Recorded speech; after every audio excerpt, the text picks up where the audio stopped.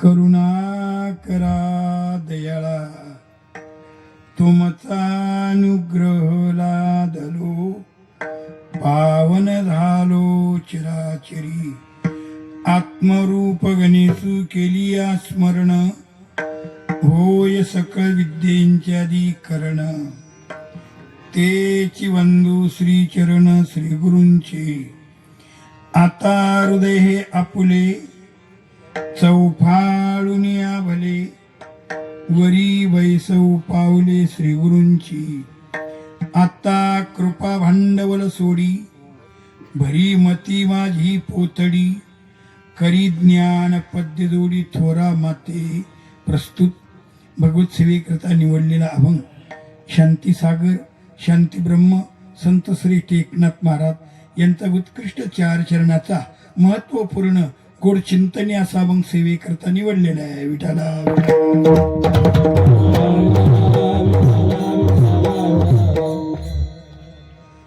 तुमचा सर्वांचा प्रेमाचा स्वीकार आहे. हे जर राहून दिलं माझा ताजुद्दीन महाराज होऊन जाईल बर का. आम्ही कोणा पुढे वाकत नाही पण तुमच्या पुढे वाकून जातो आम्ही काढतो म्हणून वाईट नका वाटून देऊ. आताच माझा सुवास दाबू राहिला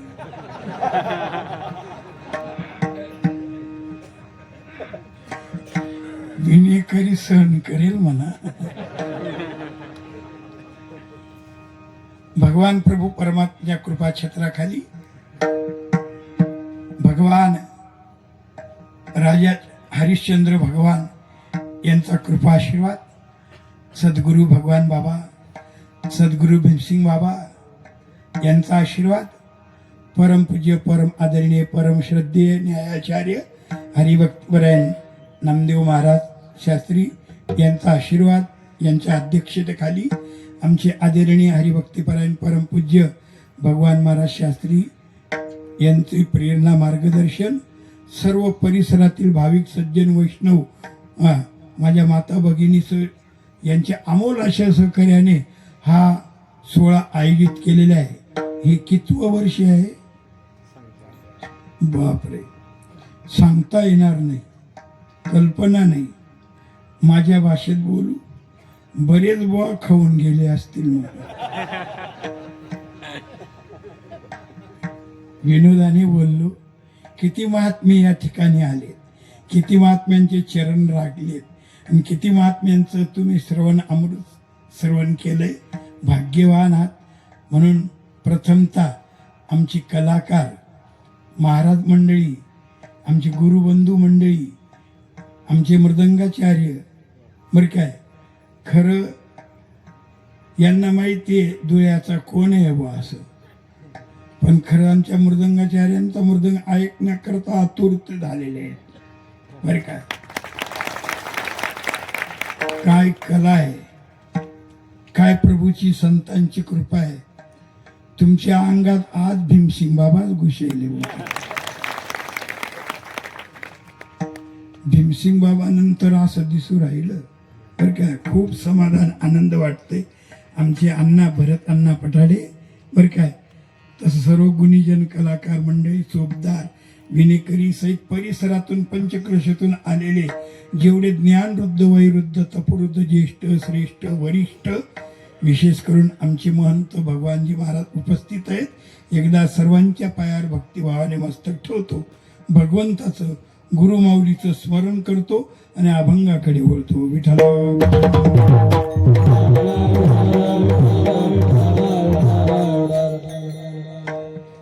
इथं पूर्वी बी माझे कार्यक्रम झालेले आहेत, पण आता आज वेगळं चैतन्य, वेगळंच वातावरण वाटून राहिलंय. ही भगवान बाबा भीमसिंग महाराजांची कृपात आहे, पण साक्षात राजा हरिश्चंद्र भगवान यांचा कृपा आशीर्वाद आहे. बरं काय, यांचा आशीर्वाद आहे म्हणून तुम्ही एवढं भव्य दिव्य हा सप्ताह करीत बसतात, हे कार्यक्रम करीत असतात. मला असं सांगा, या सप्त्याला काय कारण आहे हो? विनाकारण म्हणा, नाही, सप्त्याला विनाच कारण असतो.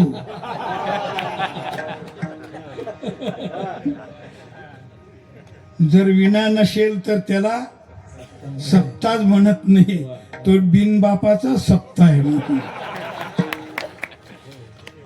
ऐकतात ना, सप्त्याला काय कारण आहे? विनाकारण आहे. आपला योगायोगाने, बरं काय, लक्षार्थ झाला.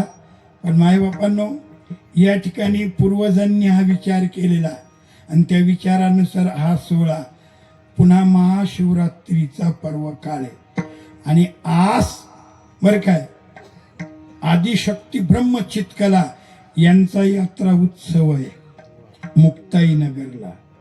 ऐकतात ना, मुक्ताईनगरला मुक्ताईची यात्रा आहे. मग थोडासा विचार केला, मी म्हणतो त्यांचं वर्णन व्हावं, बरं, भक्ताचं वर्णन व्हावं म्हणून थोडासा हा विचार करून अभंग निवडलाय. मागच्या वर्षी गॅप झाला माझा, 2 वर्षापूर्वी आलो. तुम्ही सर्व विद्वान श्रोतृ मंडळी आहात. 2 वर्षापूर्वी कोणता अभंग घेतला होता बरं मी? हा,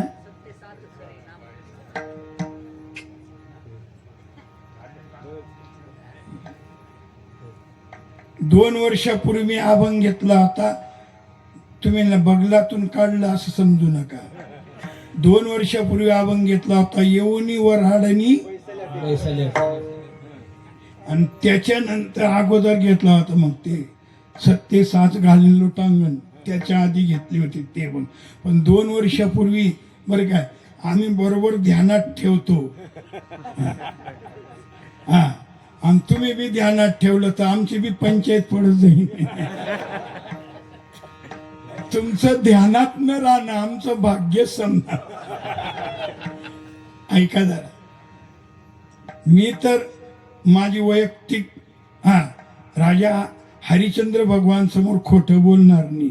ते स्वप्नात खोटं बोलले नाहीत, आपण नारदाच्या गादीवर बोलावं का?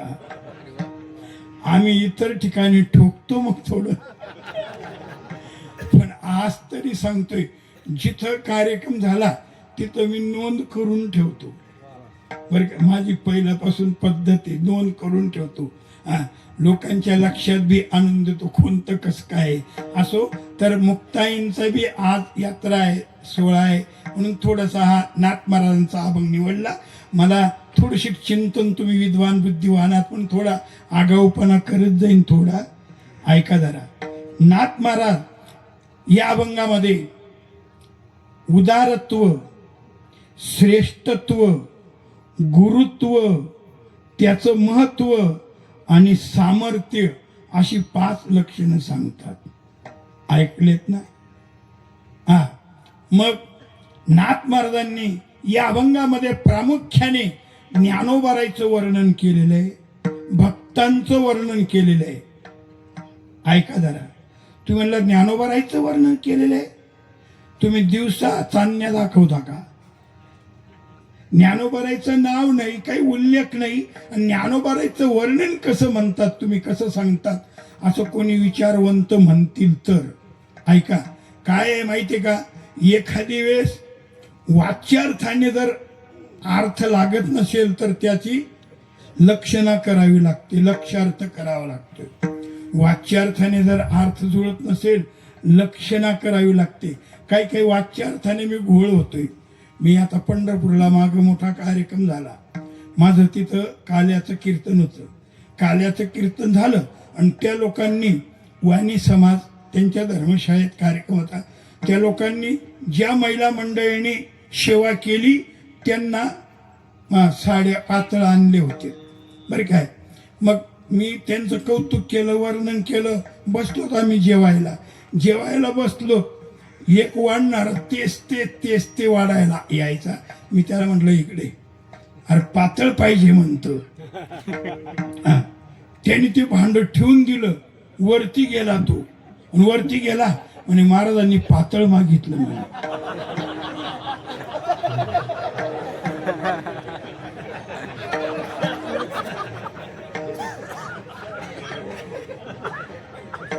मी म्हणजे भांड ठेवून मी पातळ सांगितलं. काय थोड्या वेळ बराच झाला आणि मी एक चांगलं कोर पातळ घेऊन आला आणि तो म्हणे हे पातळ घ्या म्हणे. त्याला म्हटले पातळने नाचू का मी आता? तुमच्या काय लक्षात आलं, काय कळलं तुम्हाला? वाच्यार्थाने गोळ केला. अरे वेळ समज, पातळ भाजी दे, पातळ वरण दे, हे पातळ पाहिजे, तू नेसायचं पातळ घेऊन आला. एखाद्या वाच्यार्थाने बी घोळ होतो. वाच्यार्थ आणि लक्षार्थ हे समजून घेतलं पाहिजे. ऐका जरा, माझा मूळ विषय काय चाललेला आहे. ज्ञानोबारायचं नाव नाही, पण ज्ञानोबारायची लक्षणं आहेत का नाही? लक्षणाने माणसाने, शास्त्र असं सांगतं, वस्तूची सिद्धी जी होते ती लक्षणाने होते. लक्षण प्रमाणाभ्याम वस्तू सिद्धी असं शास्त्रकारांनी सांगितले. वस्तूची सिद्धी लक्षणाने होते, लक्षण करावे लागतात तो वस्तूची सिद्धी होते. मग शास्त्रकारांनी असं सांगितलंय, आता समजा आपल्याला गायीचं लक्षण करायचंय. एखाद्याला गाय माहिती नाही, पण त्याला गाय समजून द्यायची. मग कशी गाय समजून द्यावी लागेल?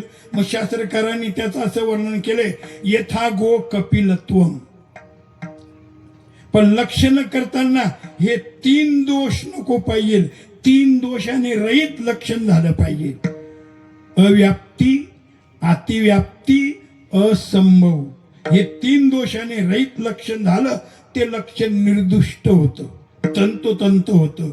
मग गायीचं लक्षण करायचंय, एखाद्याला गाय समजून द्यायची. मग काय सांगितलं? यथा गो कपिलत्वम.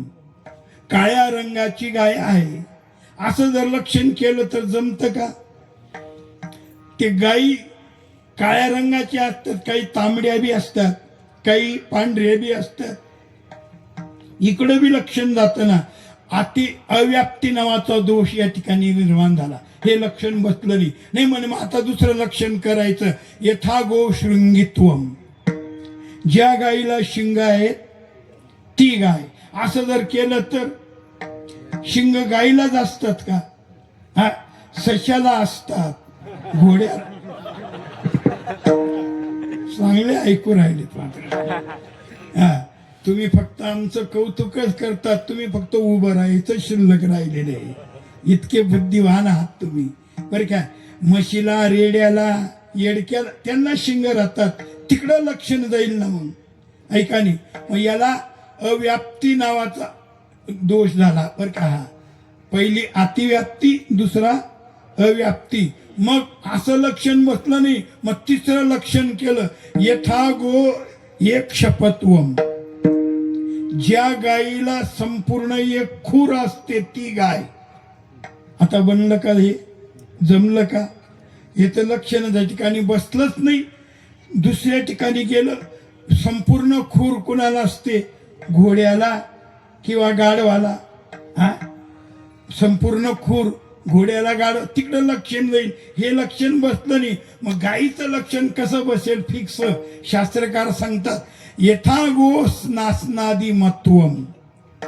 ज्या गायीच्या घशाखाली पोळी आहे ती गाय. आता गायीच्या घशाखाली पोळी इतर कोणत्या जनावराची आहे का? कोणत्या जनावराचे? तुम्ही बैलाच्या नाही का? बैल तिचाच पुत्र आहे ना. कोणाचा? आणि असे गायी बरेच अशा पुत्रांना जन्म देऊ राहिली ना. तुम्हाला कमी करण लागलं पण. जाऊ द्या, आपला एक विनोद आहे हा.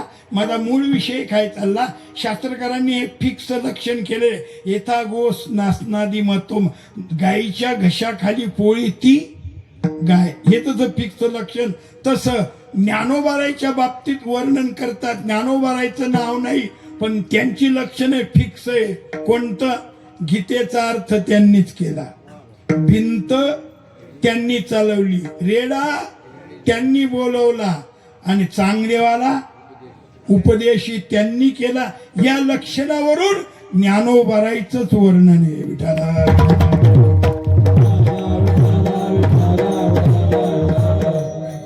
ज्ञानोबाराय सारखे जे भक्त आहेत ना, ते उदार आहेत म्हणे. उदार भक्त, उदार भक्त.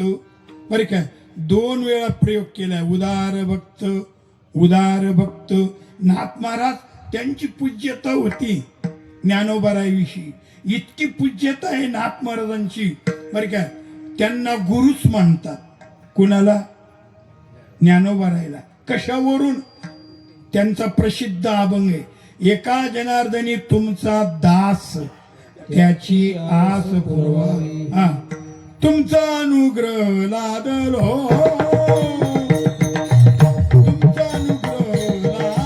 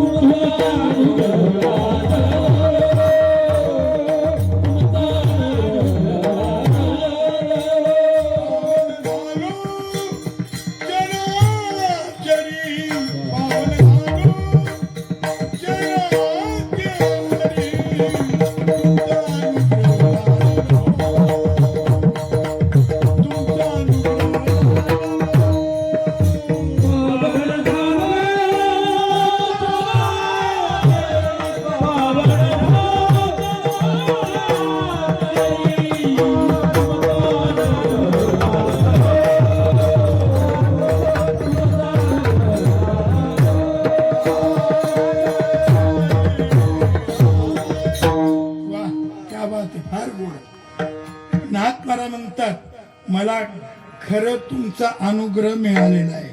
कुणाचा? ज्ञानोबारायांचा. कुणाला? नाथ महाराजांना. ऐका, नाथ महाराज एका अभंगात आणखी सांगतात, गुरु सेवे लागी शरण एका जना. कितीतरी असे प्रमाण आहेत नाथ महाराजांचे. नाथ महाराजांची फार पूज्यता आहे ज्ञानोबारायविषयी बरं काय. आणि ते नाथ महाराज ज्ञानोबारायचं तोंड भरून वर्णन करतात. तुम्ही उदार आहात, उदार आहात असं दुरुक्ती करतात. ऐका जरा, खरं तर भक्तच उदार आहेत कशावरून? ऐका जरा, जर विचार केला राजे महाराजे उदार होऊन गेले. तुम्हाला नुसती नावं सांगतो, याचं जर चिंतन करीत बसलं तर 7 दिवस चिंतन होईल. पण नुसती नावं सांगतो, किती राजे महाराजे उदार होऊन गेले. आपण ज्यांच्या पुढे कीर्तन करतो ते राजा हरिश्चंद्र भगवान काय उदार होऊन गेलेत. स्वप्नात राज्य दान दिलं, आपण आकडा लिहिलेर नाही म्हणून पडतो आपण.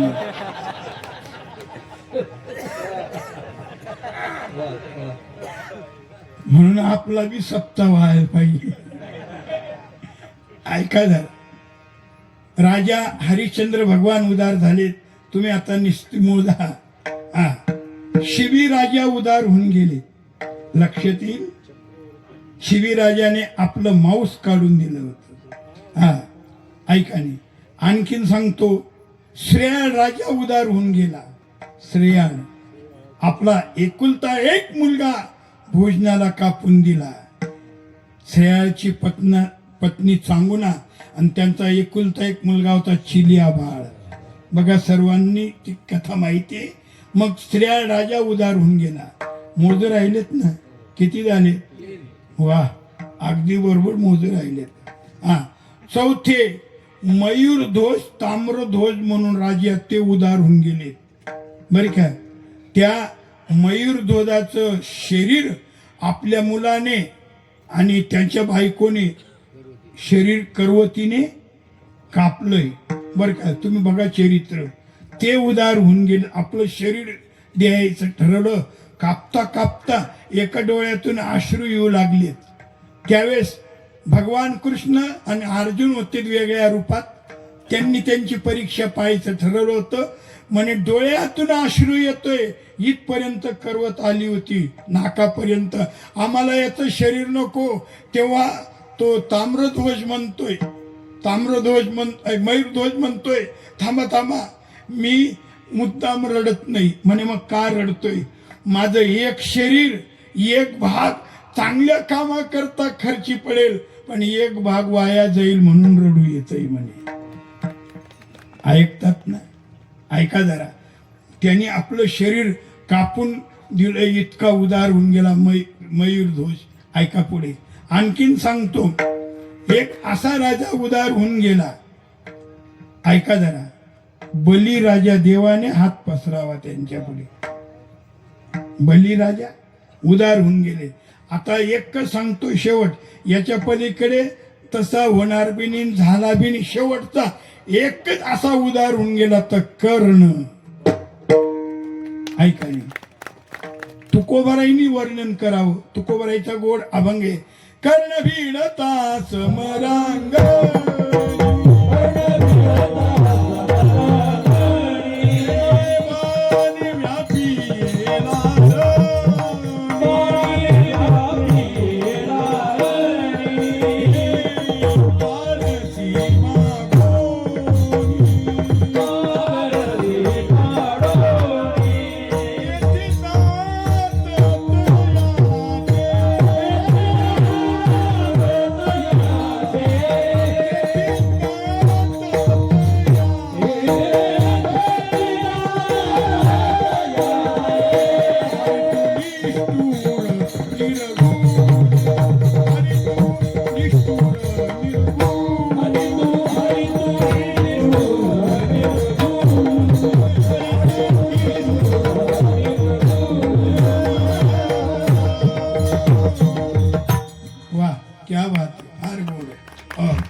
तुकोबारायांचा हा प्रेमाने भांडण केलेला अभंग आहे.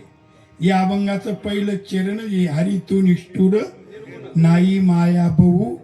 याच्यात पूर्ण वर्णन केलेलं कोणत्या राजाचं, कोणत्या प्रत्येक. पण हे महत्वपूर्ण आपल्याला चरण घ्यायचं होतं. ऐका, कर्ण भिडता समरांगणी, बाणी व्यापी लारणी, पाडसी मागोनी तेथे दात तयाचे. फक्त अर्धा मिनिट डोळ्यापुढे आणून देतो.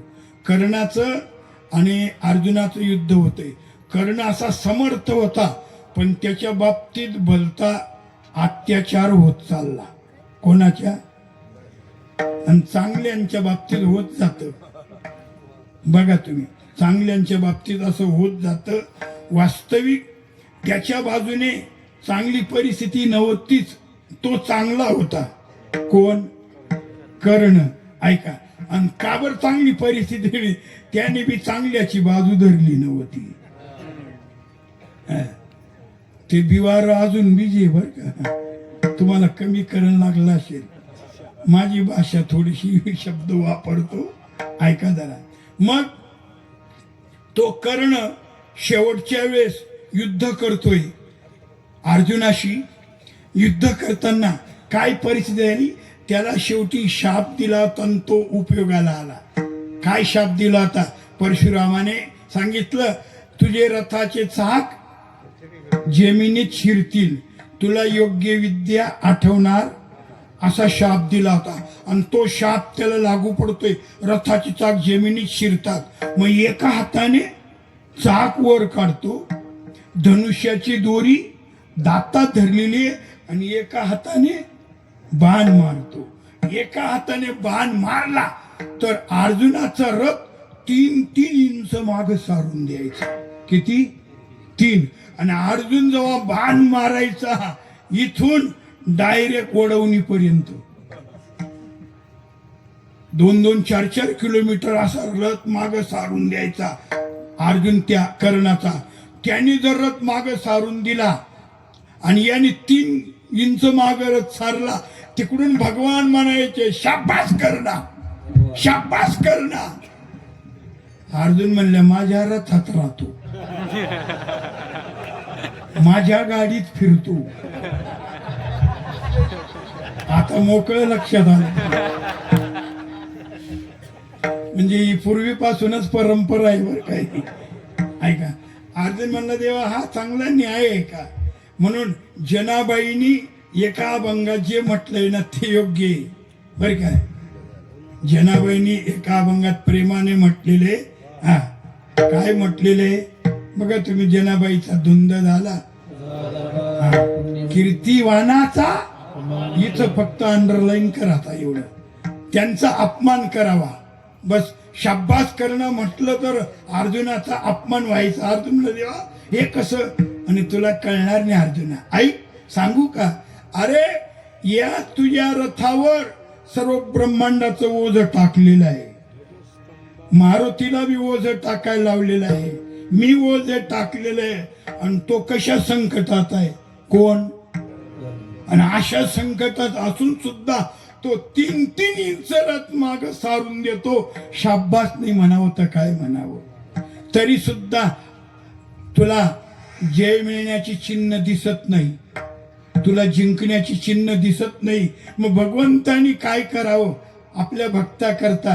हा शेवटचं चरण बघा. देव त्याचा अंकित दास होय. देव त्याचा अंकित दास होतो भक्ताचा. मग भगवंतानी काय करावं?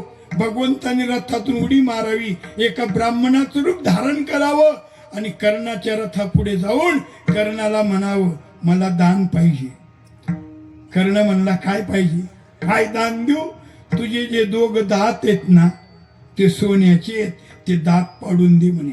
आता युद्ध कशावर चाललं होतं? हा मग त्याने द्यावं का? पण तो कर्ण होता बरं काय. भगवंतानी मागितल्यावर काही विचार न करता बाणाच्या टोकाने कारदशी दात पाडलेत आणि त्याच्या हातात ठेवलेत. ते आता ते मगाचं प्रमाण तंतोतंत कळेल. कर्ण भिडता समरांगणी, बाणे व्यापिला रणी, पाडसी मागोनी ते दात तयाचे. दात पाडून मागितलेत आणि त्याने दात पाडून मग तो उदार झाला. कोण? कर्ण. आहे का नाही? मग हे राजे महाराजे उदार झाले. भक्तच उदार काय म्हणतात? उदार भक्त उदार. बरं तो जाऊ द्या, देव बी उदार आहे. देव पण उदार आहे. ऐका नाही, अंकू सांगतो तुम्हाला. हा चंद्र उदार आहे, सूर्य उदार आहे, मेघ उदार आहे, परीस उदार आहे, कल्पतरू उदार आहे. ऐकतात ना? ही नुसती नावं सांगितले तुम्हाला. बरं याचं पुढे ज्ञानोबाराईंनी वर्णन पण केले 9वी अध्यायामध्ये ज्ञानेश्वरीच्या. पण ऐका जरा, मग एवढी हे उदार आहे. देव उदार आहे. देव असा उदार आहे, देवासारखं कोण देणार आहे. ध्रुव बाळाला काय पाहिजे होतं? हा, बापाची मांडी, पण काय दिलं? उपमन्यूला काय पाहिजे होतं? फक्त वाटीभर दूध, पण किती दिलं? किती उदार आहे देव. भगवंताचं औदार्य ज्ञानोबाराईंनी सांगावं. तुझे औदार्य जाणून स्वतंत्र देताना मनसी पात्रापात्र पै कैवल्याऐशे पवित्र वैर्यादी दिले तो सनकादिकाचे निमाने सायुज सौरसुदीला पुतणे जी विषयाचे निस्तन पाणी मारू अरे आयशा अपराधी शिशुपाळा सर्वांनाच माहिती आहे की नाही. हो, मग किती भगवान उदार आहे. अजून तुकोबाराय वर्णन करतात भगवंताच्या उदारच्या बाबतीत. तुकोबाराय म्हणतात, तुझायसी कोण उदाराची राशी आपुलेच स्वगते, आपुलेच स्वगते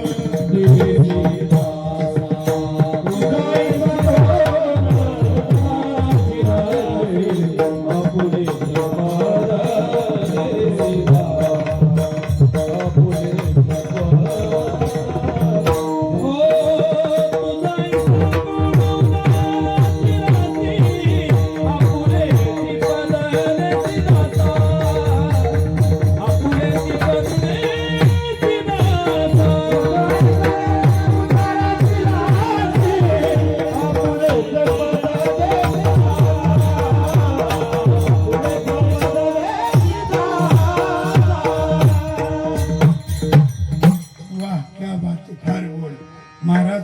आता गरम झाली तुम्ही. फार मजेदार, फार मजेदार. समाधान, आनंद वाटतो मला, खूप मजेदार. ऐका नी, मग भगवान इतका उदार आहे, आपलं पद आपल्या दासाला देतो. कसं? थोडस 1-1.5 मिनिटात डोळ्यापुढे आनंद देतोय. काय झालं? दिपवाळीचा सण आला. आणि दिपवाळीचा सण आला, गोनाई नामाला म्हणतात. नामदेव राहिला, नामदेवरायची आईच कोण? गोनाई. मग ती नामदेवरायला म्हणतात, नामा जा मंदिरात आणि भगवंताला म्हणावं माझी आईने पक्वान्न केले, तुम्हाला घरी बोलले पक्वान्न खाण्याकरता. नामदेवरायचं जणू काही खेळणं झालं होतं. हा, जनाबाईंनी वर्णन केलेले फार गोड. सण दिवाळीचा आला, सण दिवाळीचा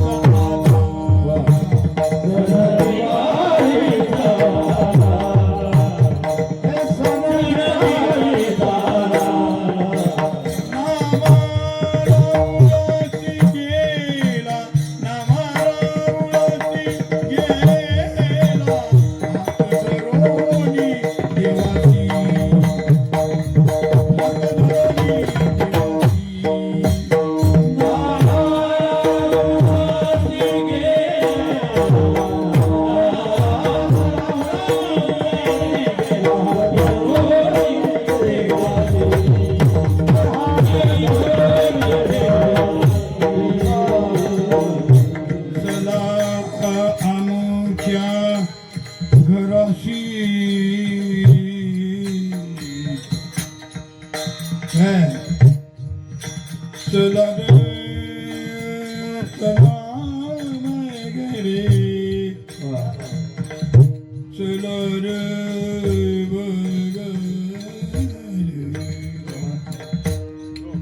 हा तिलंग नावाचा राग. जोग आणि याच्यात थोडा फरक आहे, थोडा बरं का. हा तिलंग नावाचा राग आहे. याच्यामध्ये मग आता जोग चला रे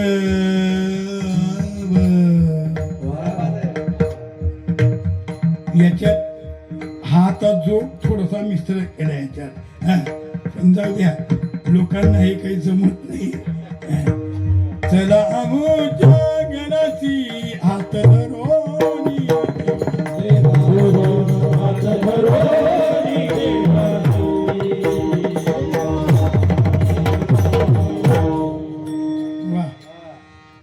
संगीत माझा भलता आवडीचा विषय आहे, पण या मंडळी पुढे माझं आऊत खडकावर धरल्यासारखं होऊन मला एक सवय आहे, मी आमच्या भगवान महाराजांना घाबरून भिवून खरं पेटी घेत नाही माझ्याजवळ, नाही तर मी जवळजवळ पेटी माझ्याजवळ ठेवतो. मग आपल्याला जसं फिरायचं असेल तसं फिरता येतं मला. संगीताचा आनंद लुट आणि संगीत ज्याला समजतं. आता इकडे सर्व स्वामींचा आशीर्वाद आहे, बंकट स्वामींचा बरं काय. आणि नंतर भगवान बाबा भीमसिंग बाबा हे संत महात्मे होऊन गेलेत. संगीत प्रेमी संगीत रसिक सर्व समाज आहे. इकडं तसं सांगायची गरज नाही, पण तरी सुद्धा मला अनुभव येतोय, ज्याला संगीत समजतं त्याला बरं वाटतं. आता संगीत रसिक प्रेमी असतील ते म्हणत असतील, यांनी म्हणत राहायला पाहिजे, पण ज्यांना समजत असेल त्याला असं वाटत असेल नाल्यामध्ये ओढून घेऊन जायला पाहिजे. कितीतरी भरताना माझा कितीतरी अपमान होतो, पण मी बोलतो कोडगान पट्याला होईल.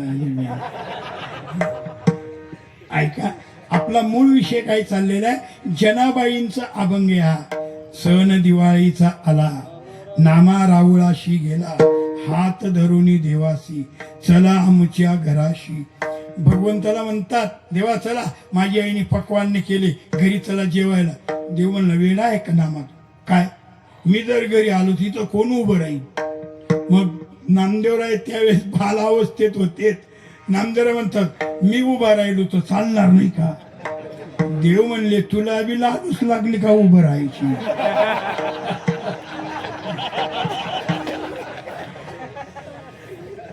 उभं राहिलं म्हणजे आता बोलते बंडलच्या बंडल वाटावे लागतात आणि बंडल बाजच वाटतात. दादा कमी करायला लागलं तुम्हाला. ऐका, भगवान म्हणतात नामा, अरे इथं उभं राहणं साधी गोष्ट नाही. कसं इथं जर उभं राहिलं, माझा भक्त दररोज काकडा करतात. तो काकडा असा ओवाळता ओवाळता एखाद्या तोंडाला बी लागून जातो, म्हणजे मी सहन करेल ना. बरं, दुसरी गोष्ट, लोण्याचा गोळा नैवेद्य म्हणून तोंडाला लावतात. म्हणतात माझे भक्त, अभंग बी म्हणतात, तू खाय बासा कर लोणी माझी या बाळा. हा भानुदास महाराजांचा अभंग आहे.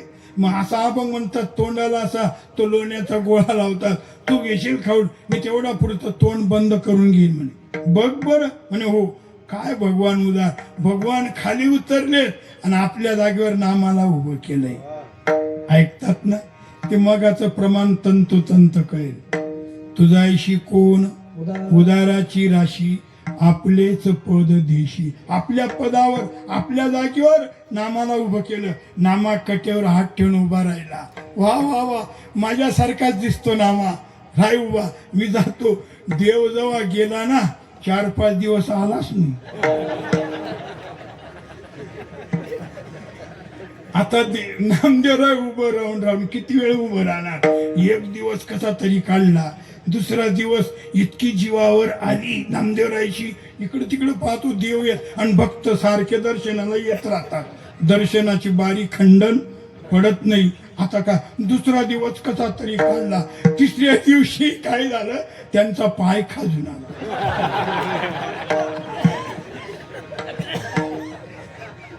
भक्तांची बारीच खंडन पडत नाही. आता तरी कसं करा, पण थोडी बारी कशा तरी खंडन झाली. इकडे तिकडे बघून घेतलं, पाय खाजून पुन्हा तसंच पुन्हा हात घेऊन उभे राहील. तिसरा दिवस कसा तरी काढला, तरी देव येत नाही. चौथ्या दिवशी भाऊनी प्रतिज्ञाच केली ना, जर आज भगवान आले तर ठीक, नाही तर नाम्या लोणी बपकाराशिवाय राहणार. तुम्हाला समजलं नाही. आमची भाषा, आमचा शब्द हा नामा लोणी खाल्ल्याशिवाय राहणार नाही. मी माझी खानदेशी भाषेचा शब्द वापरला मुद्दा. आमच्याकडे खानदेशी भपकाड रे, म्हणजे खाय चांगलं. ऐका, मग नामदेवरायांनी प्रतिज्ञा केली आणि खरंच देव चौथ्या दिवशी आला नाही. आले भक्त काकडा झाल्यानंतर तो लोण्याचा गोळा घेत आणि तो खायबा साखर लोणी असं म्हणून लावला ना तोंडाला. या भाऊनी तयारीच केली होती ना. जसं गोळा तोंडाला लावला तसं डायरेक्ट मध्ये आत पार्सल मध्ये खाल्लं. नामदेवरायांनी भक्त देवानी लोणी खाल्लं, देवानी लोणी खाल्लं. सर्व भक्त म्हणतात भगवंताला तिकडं करण लागलं, नाम्याने जे करायचं ते केलं का म्हणे.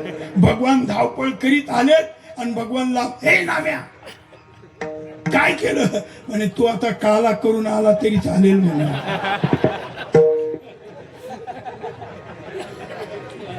देवा माझं तोंडे लागून गेलं, आणि ज्याचं तोंडे लागत ना त्याची सुटत नाही म्हणे.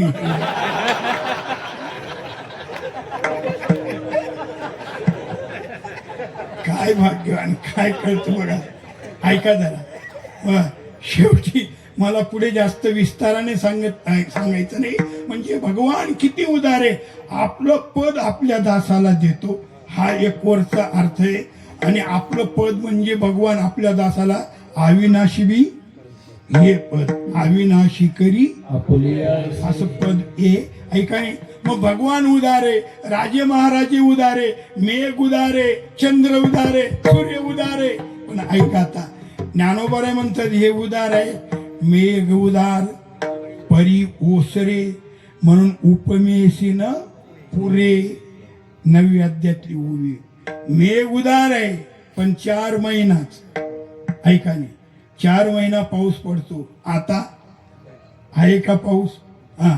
सूर्य उदार आहे पण दिवसा रात्री आस्तावे हे किडाळ. ज्ञानोबा म्हणतात त्याचा आस्त होतो हे त्याचं. चंद्र उदार आहे पण पौर्णिमेपासून पुन्हा कमी कमी, अमावस्याला तर पूर्ण कमी. असा चंद्र उदार आहे. ऐका आणखीन सांगतो. कल्पतरू, कामधेनू, चिंतामणी, परीस हे उदार आहेत. पण ज्ञानोबा आहे सर्वांना अशी फुली मारतात, लाल शेरा मारतात. अरे कल्पतरू हुनी दुने, परिसा परिसा आगाधपणे, चिंतामणी ठेंगना. या संताचे हे देणे. कल्पतरू हुनी. वा, फार गोड, फार गोड. अजून आता शेवटचं प्रमाण सांगतो. या संत परिस उदार,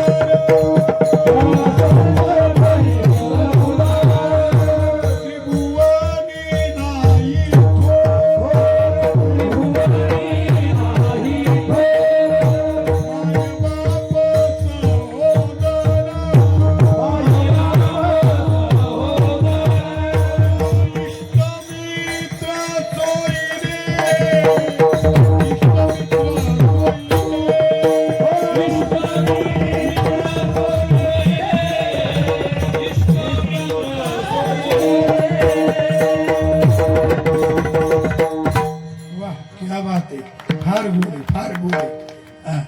आज मी आल्या आल्या आमचे मन तर भगवान बाबांनी, भगवान महाराजांनी सांगितलं लाईट गेलेली आहे म्हणे, काही डीपीवर काम चालू आहे म्हणे, डीपी काहीतरी बसू राहिले. मी म्हणतो तेच सर्व करण इकडे उतरून देईल काय. एकदम जबरदस्त, जस काही पूर्ण इलेक्ट्रिक सारखे चालू आहे ना. फार मजेदार, फार मजेदार. ऐका मग मी आता मग ज्ञानोबराईचं प्रमाण, संतापेक्षा त्रिभुवनामध्ये कोणी उदार नाहीये. हे उदार आहे पण हे नाशिवंत देण्यात उदार आहे हे. पण आमचे संत अविनाशी परमात्मा प्राप्त करून देतात. त्या संताशिवाय असं कोणी प्राप्त करून देत नाही. संत विण प्राप्ती नाही.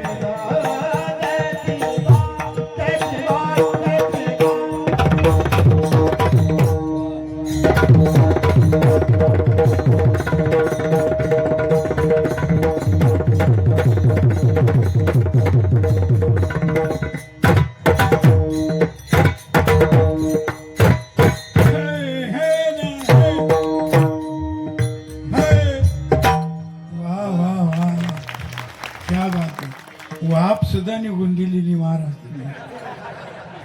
क्या बात आहे, क्या बात आहे, फार गोड आहे. पण आता आपण दोघं तिघं लागलोत ना, या बाकी म्हणजे यांना पडदाच्या मागे ओढून गेलो.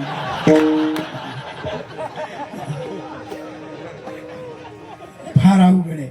आपला मूळ विषय काय चाललेला आहे म्हणजे संताशिवाय त्या अविनाशी परमात्म्याची प्राप्ती कोणी करू देऊ शकत नाही असं नाथमारा म्हणतात. मी नाही सांगत नाही, मग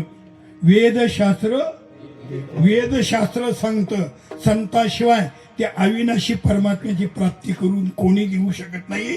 मग संत त्या परमात्म्याची प्राप्ती करून देतात म्हणून ते उदार आहे. त्यांच्यासारखं उदार कोणी नाही म्हणून उदार भक्त म्हणून ते उदार आहेत भक्त. त्यांच्यासारखं उदार कोणी नाही. बर, उदार निश्चय उदाराला महत्व नाही.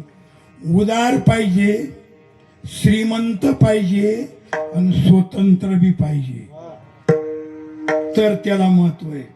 काही नुसते उदार राहतात पण श्रीमंत राहत, काही गरीब राहतात, काही श्रीमंत आहेत उदार आहेत पण बोलते कंजूस बी राहतात. इतके कंजूस राहतात ना, मी सांगतो मक्की चूस.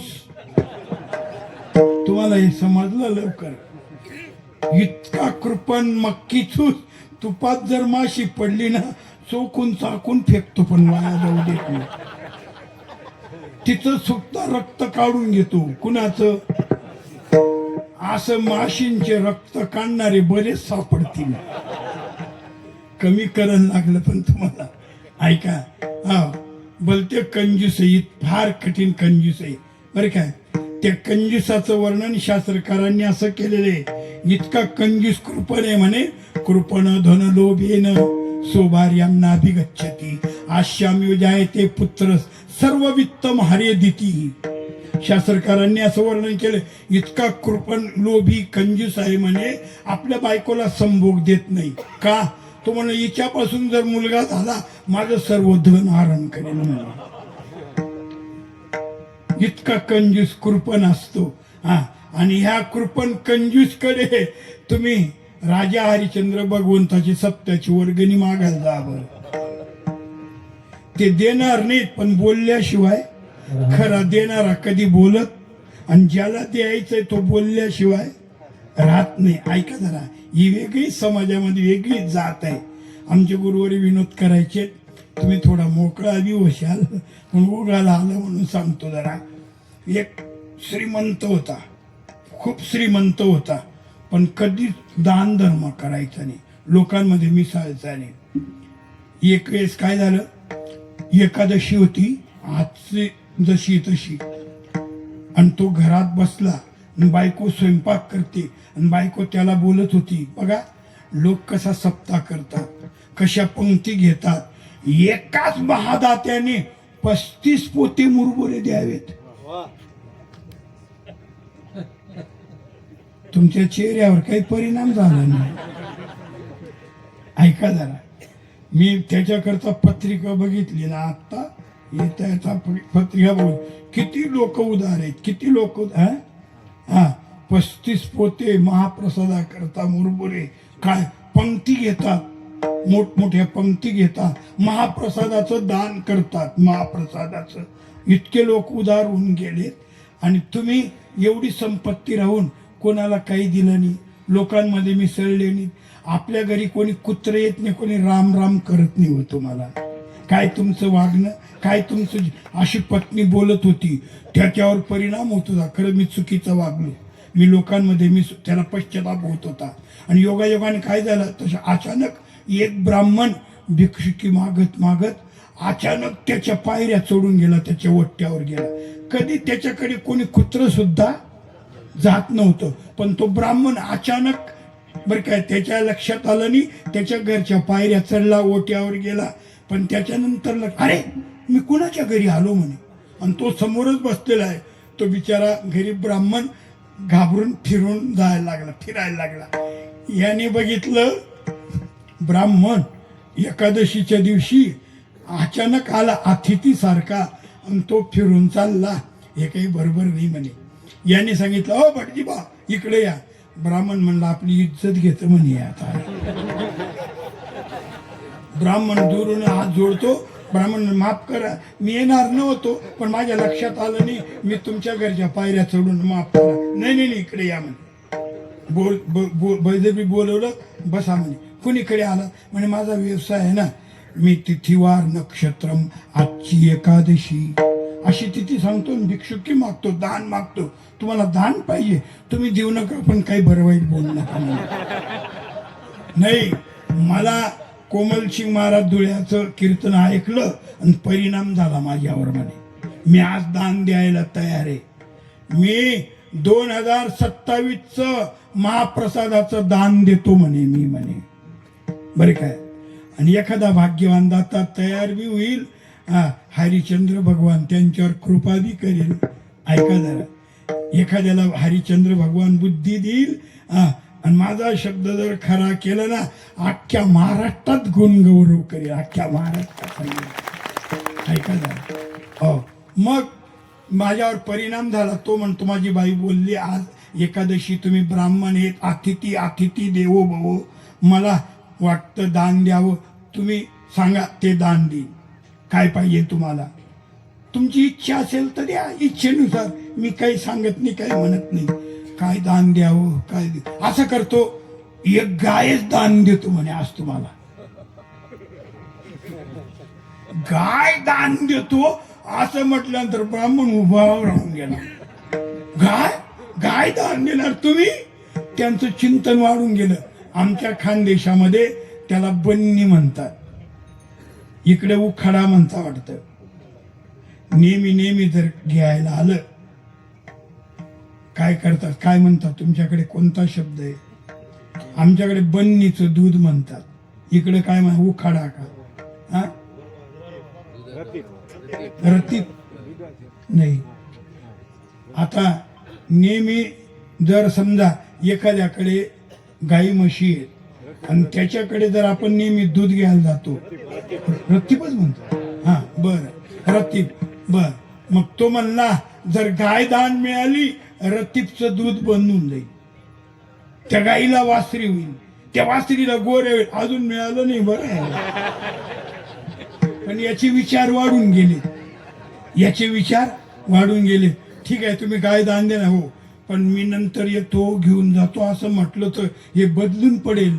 जे फोडसमा पुढे येतात ते फोडसात मागं बी येऊन जातात म्हणे. हा, जे काही म्हणतात ना, आता एवढ्या समाजामध्ये एखाद्या वेळेस सहज म्हणेल, महाराजांनी सांगितलं मी शेवटची पंगत देऊन देतो, पण तो म्हटला माझ्याकडून सहज म्हणावून गेलं होतं, असं मागं बी येऊ शकतो. मग आपण असं करू, याला बांधून घेऊ म्हणे.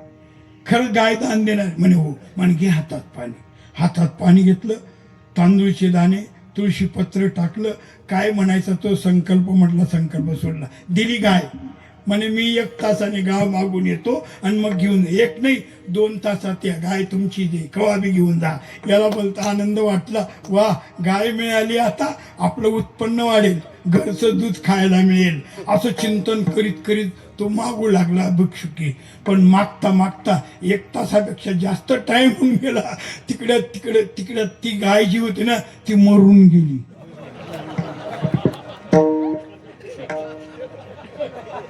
फार लोक वसतात.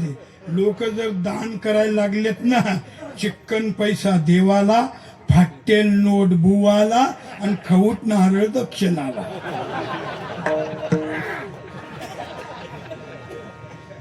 बघा तुम्ही, जो पैसा कुठं चालत नाही तो देवा पुढे, जी नोट कुठं खपत नाही ती बुवाच्या पाकिटामध्ये. बर काय, जे नारळ कुठं चालत नाही ते बुवाच्या दक्षिणा. आम्ही जर नारळ घरी घेऊन गेलो आणि आमच्या पोरांनी जर नारळ फोडलं ना 1-1 किलोमीटर दूर निघतो. पोर दररोज ओरडतात, दररोज पोर बोमा मारतात, महाराज एखादी दिवस तुम्ही चांगलं नारळ आणत नाही, आपली का उधारी अडकली. लोक विचारून बोलून चालून हात फिरवतात लोक. बोलतो हुशार. ऐका जरा, जी नोट कुठं चालत नाही ती. आता माग मी त्या कन्नड खुलताबाद जवळ रामायण केलं. माझा रामायण भागवत ही आवडीचे विषय. मी संगीत रामायण संगीत भागवत करतो. मग आता रामायण झालं माझं, आम्ही 2 जण, माझी पत्नी बी मी, आम्ही 2 जण होतो. मग रामायण झाल्यानंतर पूजा झाली, लोकांनी काही दक्षिणा ठेवली. मग मी तिला काय म्हटलं, आता हे ग्रंथ हे तू आपण ज्या खोलीत तिथं घेऊन जा. घेऊन गेली ती घेऊन गेली आणि तिची एकटी बघून हसत होती. मी म्हटलं याच्यावर काय परिणाम झाला.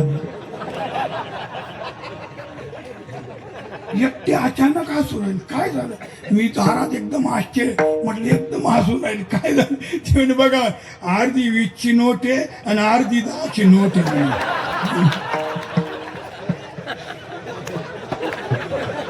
अर्धी 20ची आणि अर्धी 10ची नोट ही चिटकवलेली आहे. याला 30 रुपया म्हणो का 20 रुपया म्हणो का 10.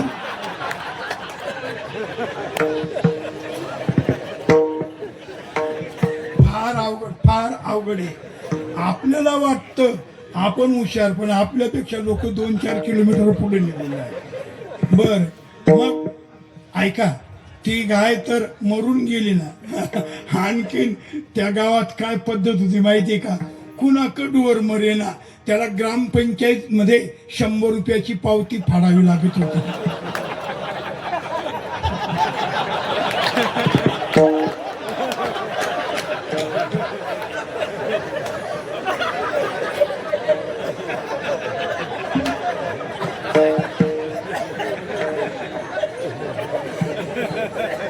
अवघडच आहे बा. तुम्ही बोलू देणार बरं का. इतका हुशार असतात माणूस बरं का. त्यांनी गाय तर दान दिली, तो सुटून गेला आणि ब्राह्मणाला अडकून दिला. आता सुरुवातीला ते ग्रामपंचायती शिपाई होते. ते ग्रामपंचायत शिपाई ज्याचीच गाय होती त्याच्याकडे गेले, रावसाहेब 100 रुपयाची पावती फाडा. का सप्ताह बसेल का. हो आम्ही सप्ताह मित्र काही जाणत नाही. मग अचानक 100 रुपयाची पावती का फाडायला सांगतात.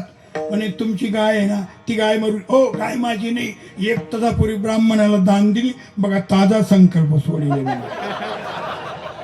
ते तांदूळ तुळशीचे पत्र पडेल बघा म्हणे हा संकल्प. तुम्ही त्यांना शोधा त्यांच्याकडून पाहून. म्हणजे किती वस्तात माणूस तो सुटून गेला आणि ब्राह्मणाला आलं. पण ते शिपाई म्हणलात आम्हाला काय करायचंय, कुणीकडून का होईना पावती फाडणं महत्वाचं आहे. मग ते शिपाई म्हणले आपण ब्राह्मणाला शोधू, कुठे आहेत ते बघा. मग ते शोधू लागले, फिरू लागले. फिरता फिरता याचं चिंतन चालू होतं बिचाऱ्याचं. बरं काय, आपलं उत्पन्न वाढेल, त्या गायला वासरी होईल.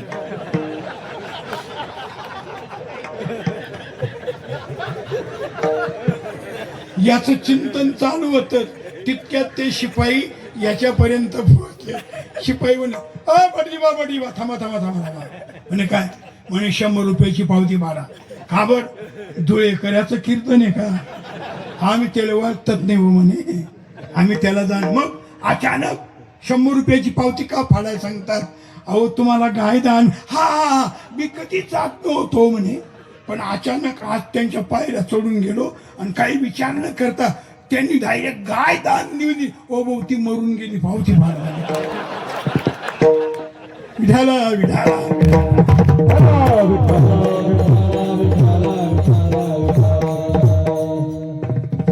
पुढे जास्त विस्तार करीत नाही. निस्तार श्रीमंत आहे पण उदार नाही, कंजूस आहे. मग उदार बी पाहिजे, श्रीमंत बी पाहिजे आणि स्वतंत्र बी पाहिजे. काही श्रीमंत आहे, उदार आहे पण स्वतंत्र नाही. तुम्ही वर्गणी जर मागायला गेलात ना, खाओ आपल्या दरवर्षाचा राजा हरिश्चंद्र सप्ताची वर्गणी, तो म्हणला तिला विचारावं लागेल. लागलं का नाही करून तुम्हाला? तिला म्हणजे बायकोला, पत्नीला. मग एक म्हणला काय राव तुमच्या कंबरला एवढ्या चाव्या आहेत आणि काय विचारतात तुम्ही पत्नीला? एक चावी काढा तिजोरीला लावा आणि द्या वर्गणी काय द्यायचे. तो म्हणले ह्या चाव्या माझ्या भाषेत बोलू, हाई खयानीशे आणि हाई मयानीशे, हाई ढोर गोटानीशे आणि तिजोरीनी 3 पाशे म्हणून.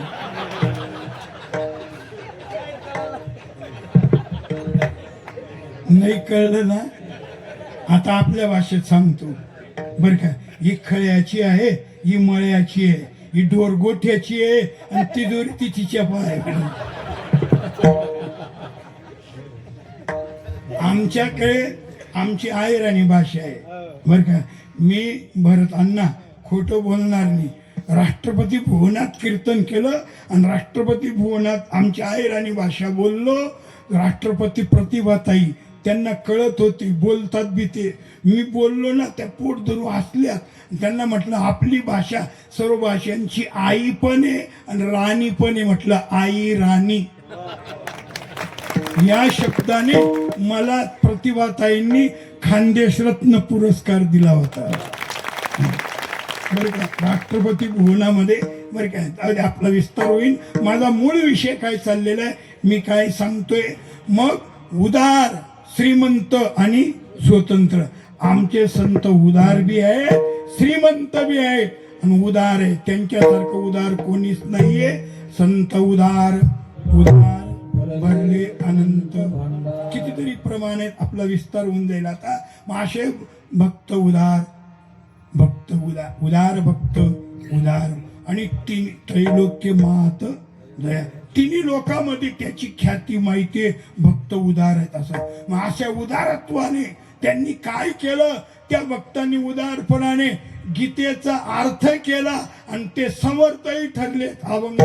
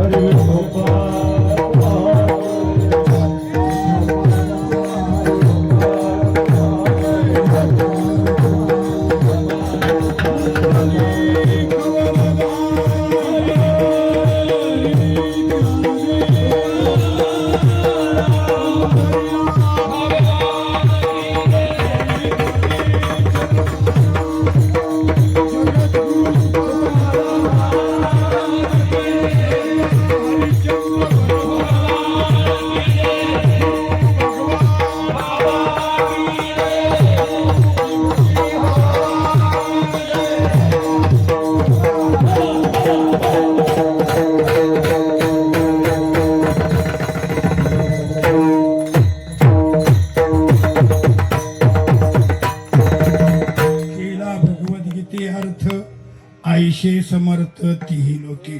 उदार अंतकरणाने आमच्या माऊलींनी भगवद्गीतेचा अर्थ केलेला आहे. ऐका जरा, भगवद्गीतेचा अर्थ केला. भगवद्गीता असा ग्रंथ आहे, नीट लक्षपूर्वक ऐका. ज्ञानोबारायांनी आरतीमध्ये वर्णन केलेलं आहे. सुखकरणी दुःखहरणी जननी वेदाची. अंडरलाईन करा. ती गीता म्हणजे वेदाची आई आहे. पुन्हा गीतेत एक हिंदी आरती आहे. समता त्याग सिकावनी हरिमुख की बानी सकल शास्त्र की स्वामिनी श्रुतियों की राणी जय भगवत गीते. गीतेमध्ये शेवटी ही आरती केलेली आहे. मग श्रुतियों की राणी, श्रुतीची राणी म्हटले. शास्त्राची पुराणाची जननी कोण? गीता. गीतेच्या बाबतीत 2-3 ओव्या सांगतो, तुम्ही बुद्धिवान आहात, लगेच कळेल तुम्हाला. ज्ञानोबारायांनी म्हणावं गीतेविषयी, बाप बाप ग्रंथ गीता वेद प्रतिपाद्य देवता ये ग्रंथीचा वक्ता श्रीकृष्ण असे. 11व्या अध्यायातली ओवी ज्ञानेश्वरीची. ज्ञानोबारायांनी बापरे बाप काय ग्रंथ गीता आहे, ज्ञानोबारायांनी म्हणावं. आता पहिल्या अध्यायातली ओवी सांगतो, ऐका. हरू या गीतार्थाची थोरी स्वये शंभू विवरी जेत भवानी प्रश्न करी चमत्कारुणी हरू म्हणेने जे देवी जैशिका स्वरूप तुझे तैसे नित्य नूतन देखीजे गीता तत्व. काय शब्द आहे. ज्ञानेश्वरीच्या पहिल्या अध्यायातल्या ओव्या आहेत, ऐका. ह्या स्वतः भगवंतानी शंकरांनी म्हणावं काय गीता आहे, काय गीता आहे. ऐका जरा. भगवान शंकर सकाळी उठलेत का जप करायचे, गीता गीता गीता असा जप करायचे. बरं का. नाथ महाराजांचा बी अभंग आहे, नामदेवरायांचा अभंग. 3 वेळा जर गीता गीता जर म्हटलं तर काय होतं? नाही पुनरावृत्ती तया नरा, तया नरा, नाही पुनरावृत्ती तया हो तया नरा, नाही पुनरावृत्ती तया नरा, तया नरा, नाही पुनरावृत्ती तया नरा. गीता गीता गीता वाचले म्हणती, नाही पुनरावृत्ती तया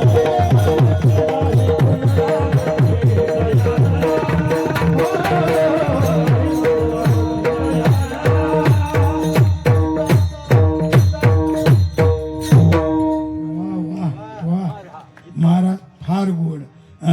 पण आता आपली बिनआबरूची गोष्ट होऊन जाईल बरं का.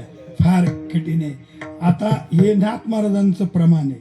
नाथ महाराज नामदेवराय म्हणतात गीता गीता गीता त्रिवार बोलता पाप जाय तत्वता मोक्ष जोडे. नामदेव महाराजांनी वर्णन केलेले. मग असा गीतेचा जप शंकर परमात्मा करीत रे. गीता गीता. सकाळी उठले का गीता गीता. पार्वतीला फेल वाटलं, यांची या गीतेची भेट कुठे झाली म्हणून.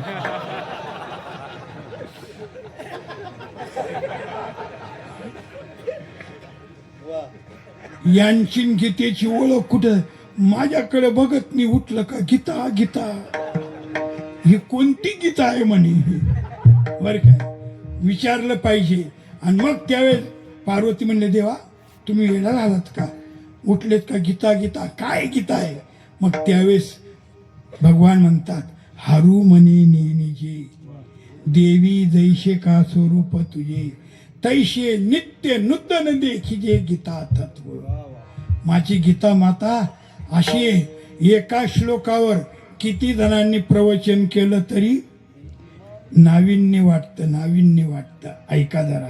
हो अशी गीता आहे. आणि त्या गीतेवर ऐका ज्ञानोबारायांनी ज्ञानेश्वरी हा ग्रंथ लिहिला. गीता मला फक्त कोणी बी एक लक्षपूर्वक ऐका. गीता कोणी केली? वा वा, फार बुद्धिवान. हो, गीता कोणी केली असं जर म्हटलं तर बहुतेक कृष्णाकडे धावतात. ऐका जरा, नीट लक्ष. कृष्णाने गीता केली नाही, कृष्णाने गीता सांगितली, अर्जुनाने ऐकली, व्यासाने केली आणि गणपतीने लिहिली. ऐका जरा, ही गीता कोणी लिहिली?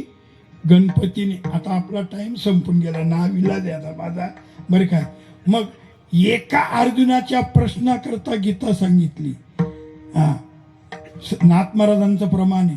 गीता हा प्रश्न, ऐका नाही, सोमुखे आपण सांगितो श्री विष्णू, श्री गीता हा प्रश्न. मग त्याच्या प्रश्नाकरता उत्तरार्थ भगवंताने गीता सांगितली. बरं, आणखी एवढं विचारतो, जे विठ्ठल करतो. आता पण ऐका नेमकं, प्रश्न कोण करतो? ज्ञानी मनुष्य प्रश्न करतो का अज्ञानी?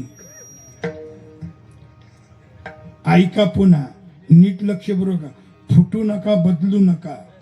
आणखीन विचारतो, प्रश्न ज्ञानी करतो का अज्ञानी? आता बदलू नका.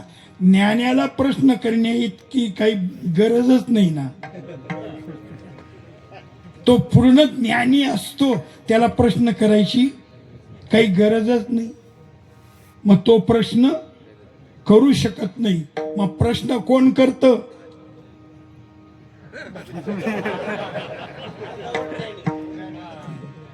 वा वा, तुम्ही ज्या अर्थी गप्प राहिलेत मला करण लागलं. ऐकून ऐकून लोक इतकी हुशारून गेलेत, हे बुवा बदलून पडतात. बोललेलं न बरं म्हणून बदलणार नाही आणि तुम्हाला दाबून दडपून हो म्हणायला लावणार नाही. ज्ञानी मनुष्य प्रश्न करू शकत नाही, अज्ञानी बी प्रश्न करण्या इतकी बुद्धी नाही. तोही मग काही विषयाचं ज्ञान आहे आणि काही विषयाचं अज्ञान आहे. अशा अवस्थेत असेल, ज्ञान अज्ञान अवस्थेत, बरं काय, तो प्रश्न करतोय. मग असं अवस्था अर्जुनाला कशी होती? अर्जुनाने प्रश्न केला, त्याला काही विषयाचं ज्ञान आणि काही विषयाचं अज्ञान, अशी कशी अवस्था होती? कोणतं ज्ञान आणि कोणतं अज्ञान होतं? ऐका एवढा शब्द. अर्जुनाला ज्ञान होतं, माझे गुरु आहेत, आजोबा आहेत, मामा भाऊ हे नातेवाईक हे ज्ञान होतं. पण यांना कसं मारावं याचं अज्ञान होतं. म्हणून गीता सांगितली. आणि त्यांनी म्हटलं बी दुसऱ्या अध्यायामध्ये, शिष्यस्त्वाम शादी माम त्वाम प्रपन्नम. मी तुझा शिष्य आहे, मला शादी, माम शादी. शादी म्हणजे लग्न नाही, उपदेश. शादी शब्दार्थाचा काय होतो? मला उपदेश करा. मी तुमचा शिष्य, मला उपदेश करा. ऐका बरं, उपदेश कोण करतो? मोठा उपदेश करतो का लहान? तुम्ही म्हणला महाराज सांग रे तू. तुम्ही बदलून पडतात म्हणून विचारतात. दाबून दडपून तुम्हाला हो म्हणायला लावणार नाही. मी नारदाच्या गादीवर उभा राहून शपथ घेऊन सांगतो, मी तर बरं काय, आम्ही एक एक शब्द खूप आटोकाट चिंतन करून लोकांपुढे मांडण्याचा प्रयत्न करतो. कीर्तन म्हणजे नुसती दक्षिणा घेण्यापुरती कीर्तन नाही करायचं. ऐका, खरंच शपथ घेऊन सांगतो, एक एक शब्द अभ्यास चिंतनातून लोकांपुढे मांडण्याचा प्रयत्न करावा. अशा प्रकारे माझे वडील बंकट स्वामींचे शिष्य होते. माझे वडील तर म्हणायचे, ऐका, जर कधी तुम्ही चाटा चुटा मारल्यात ना, तुम्हाला लोकांचं ऋण पुढे बैल ऊन सुद्धा फेडता येणार नाही म्हणे तुम्हाला. माझे वडील स्वतः सांगाय कीर्तनात. अशा प्रकारे आपला मूळ विषय काय चालला? गीता, बरं का. हा अर्जुनाच्या प्रश्न करण्याकरता, प्रश्न उत्तर देण्याकरता गीता ग्रंथ सांगितला. आणि त्या गीतेवर जी टीका केली ती ज्ञानेश्वरी. गीतेचा अर्थ म्हणजे ज्ञानेश्वरी. केला भगवद्गीते अर्थ. आता एवढ्या एक दोन ओळ्या बघा. अर्जुनाच्या निमित्ताने गीता सांगितली, पण ती अर्जुनाला उपयोगाला आली का? ऐका, आता नुसते शब्द विचारतो, ओव्या बघ समजल्या तर बघा. सूर्य कुणाकरता उदयाला येतो? बर, पाऊस कुणाकरता पडतोय? ऐकतात? तुम्हाला लगेच समजलं पाहिजे.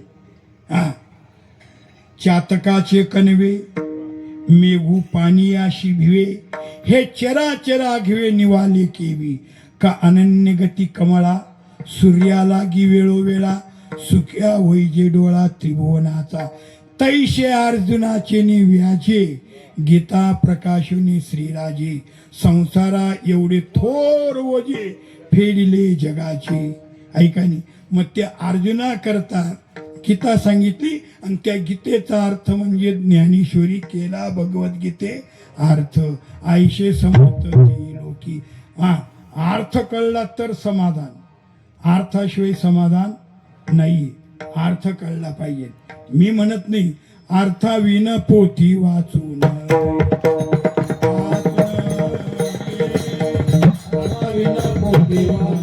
वाचू नये.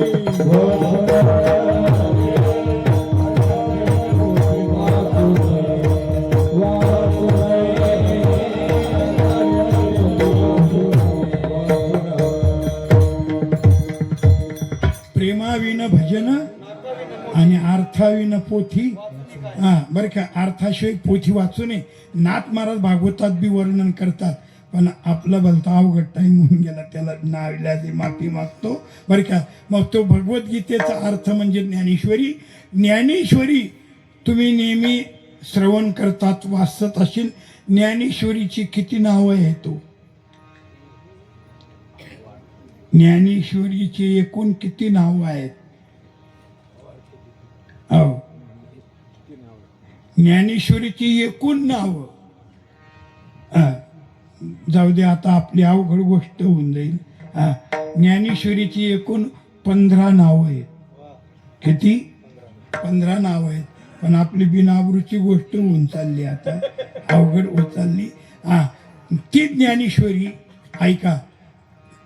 आमच्या ज्ञानोबराईनी नेवाशाला एका मैजतीच्या खांबाला पाठ लावून लिवली. मैजतीच्या खांबाला पाठ लावून नेवाशाला ज्ञानेश्वरी ज्ञानोबरांनी सांगितली आणि सच्चिदानंद बाबांनी लिहिली. ऐकतात ना? शके 1200 भारोत्तरे तरी टीका केली ज्ञानेश्वरी, सच्चिदानंद बाबा दरे लेखो पुढे केला भगवद्गीते अर्थ, आयुष्य समर्थ ती लोकी. आणखीन उदारपणाने त्या ज्ञानोबराईनी भिंत चालवली, रेडा बोलवला, चांगल्याला उपदेश केला. आयशे नाथमारा म्हणतात, असा समर्थ भक्त देव त्यांचा अंकित दास होऊन सेवा करतो. एका जनार्दनी समर्थ ते भक्त देव त्याचा अंकित दास होय. ज्ञानेश्वर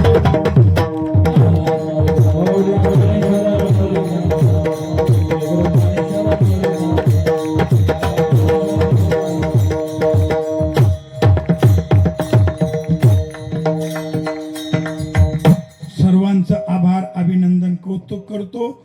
माझ्याबरोबर आज आमचे माननीय आदरणीय बरं का नागनाथ तट सरांना एका शब्दात सांगितलं. सर एका शब्दात कुठे बी येतात. सर्व गुणीजन मंडळी, आमचे महाराज मृदंगाचार्य अण्णासाहेब, भरत महाराज पटाळे, सर्वांचा आभार, अभिनंदन. दररोज अशी सेवा. उद्या तुम्हाला जास्त खुराक मिळेल बरं का. उद्या विशेष रूपाने तुम्ही उपस्थित राहा आणि 2 दिवस जी सेवा करता येईल ती सेवा करा. एवढं सांगून झालेली सेवा राजा हरिश्चंद्र भगवान, सद्गुरू भगवान बाबा, सद्गुरू भीमसिंग महाराज, महंत न्यायाचार्य नामदेव महाराज शास्त्री यांच्या चरणी समर्पित. सेवेला पूर्ण विराम. विठ्ठल